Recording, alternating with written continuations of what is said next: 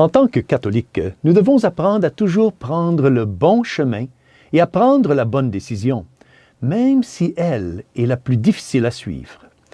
Dans l'Évangile d'aujourd'hui, le Seigneur va nous donner une leçon de courage et de fortitude.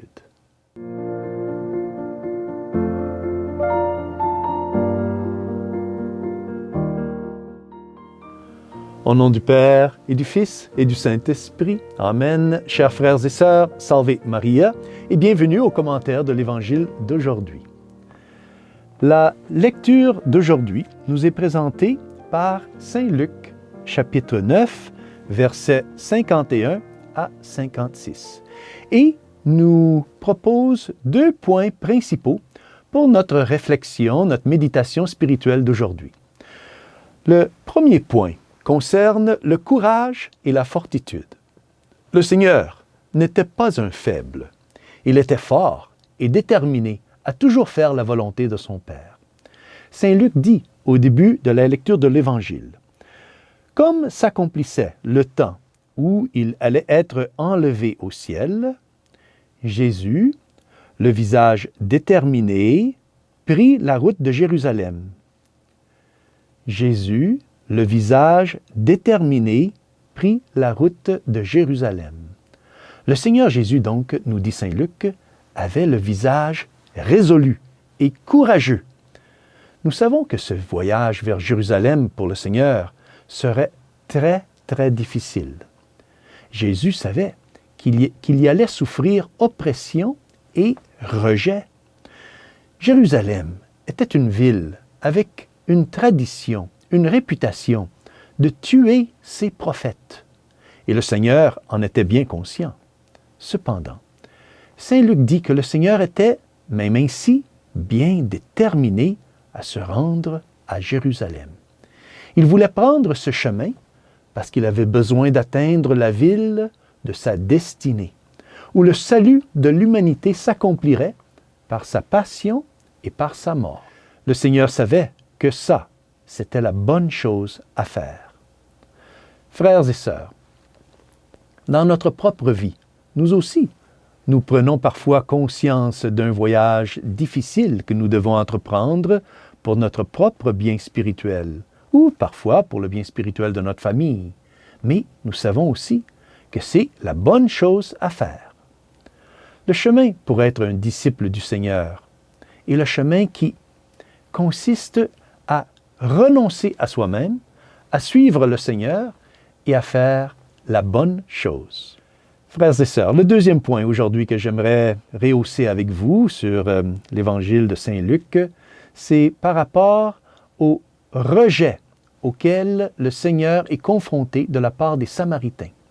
Saint Luc dit que les Samaritains, mais on refusa de le recevoir. Les Samaritains refusaient de recevoir le Seigneur parce qu'il se dirigeait vers Jérusalem. Les Samaritains ne l'acceptèrent pas. Alors le voyage du Seigneur vers Jérusalem commença par un rejet, le rejet des Samaritains. Et son voyage à Jérusalem se terminera par un rejet, être rejeté par les autorités juives. Maintenant, Jacques et Jean ont demandé au Seigneur, « Seigneur, veux-tu que nous ordonnions qu'un feu tombe du ciel et les détruise les Samaritains? » On imagine bien à quel point Jacques et Jean étaient complètement hors d'eux-mêmes. Ils étaient en colère. Imaginez-vous, les Samaritains ont rejeté Jésus, et cela blessait les apôtres. Mais le Seigneur réprimande leur zèle téméraire. Le Seigneur reproche leur ressentiment et leur désir de vengeance contre les Samaritains. Frères et sœurs, il y a ici une leçon pour nous tous. Contrairement aux disciples, le Seigneur ne combat pas le feu par le feu. Le Seigneur veut sauver et non détruire les âmes. Nous devons toujours nous rappeler de la patience que Dieu a envers nous et de la façon dont nous devons également être patients envers les autres, même lorsqu'ils ne répondent pas à la grâce de Dieu. Nous devons aussi apprendre à ne pas perdre de temps avec ceux qui ne sont pas ouverts à nos activités apostoliques. Eh oui, face à ceux qui rejettent notre apostolat, nous ne devons pas insister, mais simplement aller par en avant. C'est impressionnant de voir à quel point le Seigneur ne s'est pas mis en colère contre les Samaritains. Le Seigneur a simplement ignoré leur manque de charité et n'a pas permis que leur rejet gêne son voyage vers Jérusalem.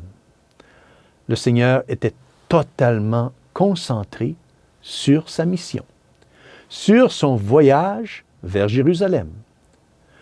Nous devons également apprendre à nous concentrer sur la mission de Dieu pour nous, en renonçant à nous-mêmes, en prenant nos croix et en le suivant. Donc, frères et sœurs, demandons aujourd'hui à Notre-Dame de nous aider à toujours être courageux et forts pour faire ce qui est juste et ce qui est la volonté de Dieu, et à ne jamais permettre aux sentiments de vengeance ou de colère de nous détourner de notre mission de faire le bien. Et que Dieu Tout-Puissant vous bénisse, au nom du Père et du Fils et du Saint-Esprit. Amen. Salve Maria!